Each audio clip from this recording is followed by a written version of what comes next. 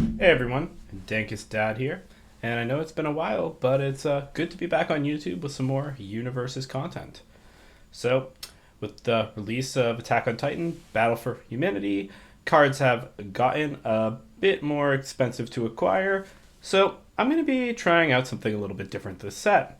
Starting with only the cards I got from my pre release kits, the associated promos, and prize packs, I'm going to be doing something a little bit like Tam Zero to Hero. And while I don't think I'm reinventing the wheel here, I'm going to be, offering a new perspective and, showing how this challenge kind of looks over time at locals.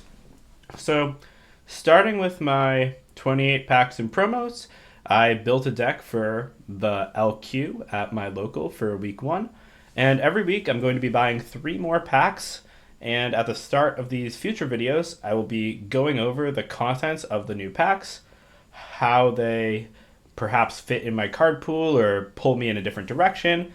And then we'll show off the new deck and talk about how it fared in the tournament, along with lessons I've learned about the Spotlight format. So, in this case, week one, I had pretty limited options, but I tried to stick to my best cards, and the direction that they pulled me in was Reiner. So, in my number of packs, opening a Reiner is pretty lucky, and this character really is just so consistent because most of his power is on his character card. There are some characters in the set like Krista that on paper are really, really strong characters, and I believe personally that Krista and Reiner are going to be of comparable power in Standard, and both will be excellent meta players, but Krista has almost no support in the set, so she is much weaker in Spotlight. Reiner doesn't need any support to be good. No matter what you have in your deck, being able to take a damage on or off everything is pretty good. Making it 2 is especially nice. And once you flip, just having Ruin as a late game win condition is pretty good, especially when you have a lot of low synergy cards that don't quite make the cut in most constructed decks. If you see here, I am playing cards like Lumbering Monstrosity. Let's short this out. We have Scared Stiff. Death Rattle is a card that is in here. You're not going to see this in many constructed decks. It's just not quite what you would want from your typical Reiner list. So I'm just going to be putting my eggs in this character basket and making him work. But Reiner's not the only thing this deck does that's useful. So looking at my attack package here, the Attack Titan Emerges is a very good rare I happen to open 2 of. And I think that this card is one of the best attacks from the new set. It's a low, it's 3 difficulty, it's very easy to play. And with Reiner especially, it's very powerful. When I was doing some spotlight testing with David Toombs a little while ago, he showed me this interaction by playing it against me, where you play the Attack Titan emerges, you sacrifice the foundation, you respond with Reiner to build one in, and then the Attack Titan emerges, builds one in as well. So you end up with an extra foundation. You're doing some ramping. And if you can build 4 on turn 1 and with this ramp build 5 on turn 2, you can flip Reiner almost immediately. And this is exactly what I did in, I think, 2 of my games on Sunday when I played this deck. So Attack Titan Emerges, I think, is a really, really strong push in my collection toward Reiner as my first character. Risky Encounter, also a phenomenal card. I don't really need too much time to talk about this because a lot of you who are playing know exactly how good this is. And while I think the best decks in Standard are going to be comboing off with Risky Encounter, playing 2 or even 3 of them in a turn to end a game quickly, in this deck I can use it for incremental value just as an extra attack. One of the weaknesses that the card pool has in Spotlight is that card draw is not as plentiful off of the rarer, large, expensive attacks. And even if I had a bit better of a card pool, I would not have all the draw I need. So as a 6-hander, having access to a card like Risky is really, really great just to sort of flesh out my attacking turns. And if I play this twice over 2 turns in the late game, I can probably just pick up that kill with that little extra reach. And last, of course, the Attack Titan's Destructive Power is a big player here. So if some of you guys are trying to replicate this at home, you may not have the good fortune of having as many locals as I do. But I was able to collect 4 of this promo from my pre-releases. And that just made it a really consistent, good choice as a late game card. Being able to ruin 2, of course, with Reiner is nice, and then having the ability to selectively flip is really good in a format like Spotlight, and can get rid of problem foundations and set up a ruin for Reiner when he uses his ability as this attack is resolving during the enhanced step. So, really, really good sort of start there. You'll notice there are some cards that are missing here. Smiling Death is only at 1 copy, which is a bit disappointing. That's one of the best cards. But, it's okay. So, figuring, that I would just try to play things out, build as many as I can on turn 1 and 2, and then try to grind people out with Reiner. I was sort of digging in for a bit of a challenge, but I was lucky. So, going to talk about the actual event on Sunday. We had 7 players. We had 2 players, myself and Tyler, playing Reiner. We had Sabrina, Josh DeSola, and Anthony D'Astello playing Aaron. And then Josh Adkins was playing Hanji, and Carl was playing Irwin. So, local meta tended to be very, very aggressive, and I think that I had the good luck of not pairing into Tyler and ended up having some aggressive matches. But did that good luck translate to a win? We'll talk about it. So, round 1 against Anthony, I ended up getting the 2OW. Anthony was playing Aaron, but unlike the other lists here, his was a lot more defensive. So, most of his foundations, rather than pushing damage or speed, were there to keep him alive and extend the game. And he had Dogged Pursuit as his win condition. So he would be able to use Dogged Pursuit to pull Dogged Pursuit out of the discard, in turn pulling another one out, and late in the game could get this huge attack string with big damage and overwhelm characters that aren't going to have the card advantage to keep up. And this was a really great strategy. And I think that Anthony's deck building was very good. And like me, he was working with a limited pool of cards, so he really made the best of what he had. The issue, though, is that strategy is very, very difficult to execute against Reiner. With all of Reiner's flip and ruin, it keeps Aaron's stage light, and Aaron wants to blow up his own foundations for benefit.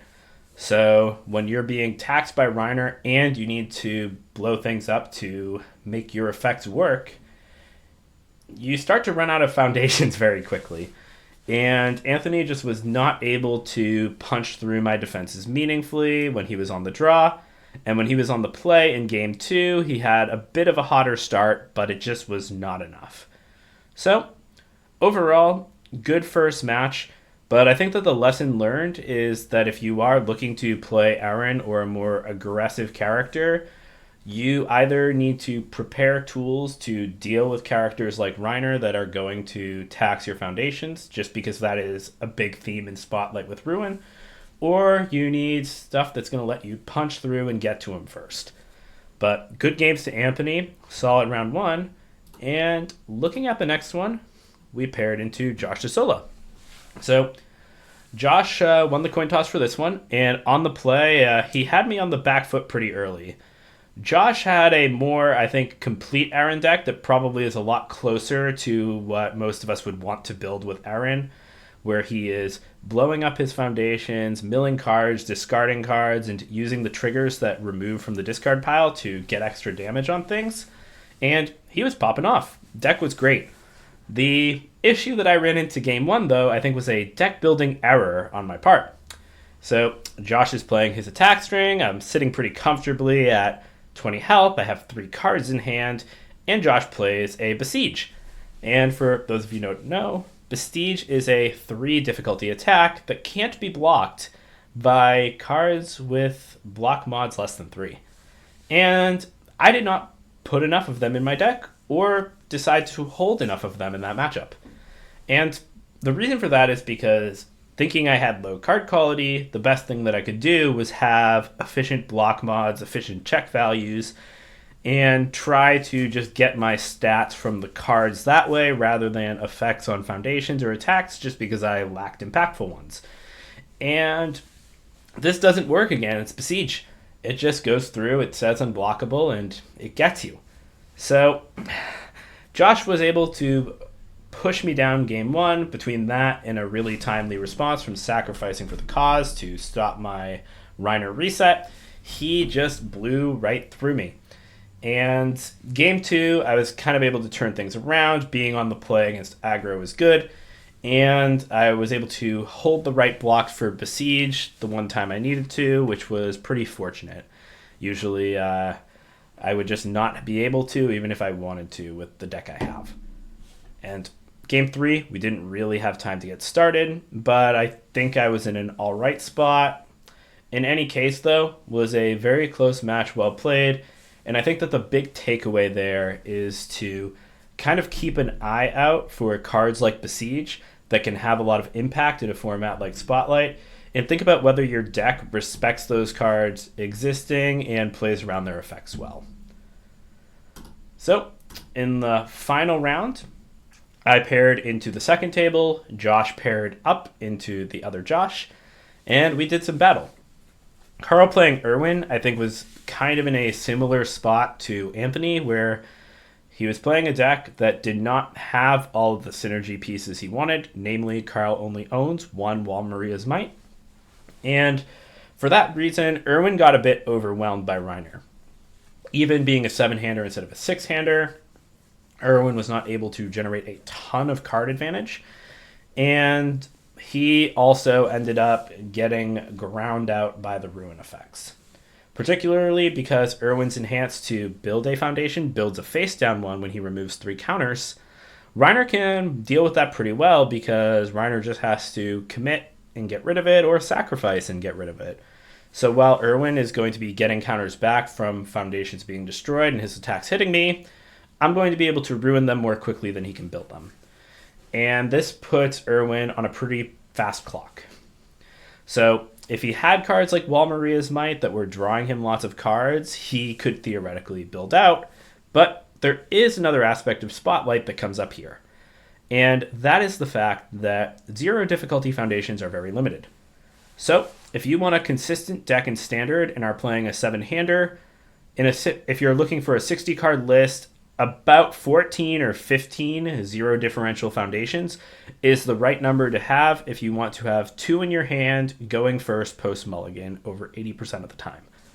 That sounds pretty specific, but it will make your deck very consistent and let you get large builds to take advantage of all the cards you're drawing. And 8 is much, much less than 14 or 15. And you will not consistently have access to the 0 builds that you need to take advantage of your hand size. So even if Carl did have the Wall Maria's Mights, it becomes a bit of an uphill battle for him to utilize that card advantage. So try to keep an eye out for characters that can let you break out of that hole.